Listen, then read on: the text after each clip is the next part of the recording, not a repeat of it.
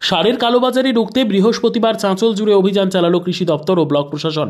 অভিযানে একাধিক অনিয়মের অভিযোগে দুটি সারের দোকান সিল করল কৃষি দপ্তর। চাঁচল এক ব্লকের শিহিপুর ও শীতলপুরে দুটি দোকান সিল করা হয়। এদিন অভিযানে যান চাঁচল এক ব্লকের বিডিও থিনলে ফুনসক ভুটিয়া ও চাঁচল এক ব্লক সহ কৃষি অধিকর্তা দীপঙ্কর দেব। একাধিক দোকানে অভিযান চালানো হয়। কীটনাশক বিক্রিতে শংসাপত্র না থাকায় ও মজুত রাসায়নিক সারের হিসেব না মেলায় দোকান সিল করা হয়েছে বলে কৃষি দপ্তর জানিয়েছে। নিয়মানুযায়ী সঠিক সময়ে নোটিশের জবাব না দেওয়া হলে মালিক কর্তৃপক্ষের বিরুদ্ধে পদক্ষেপ করা হবে বলে প্রশাসন জানিয়েছে।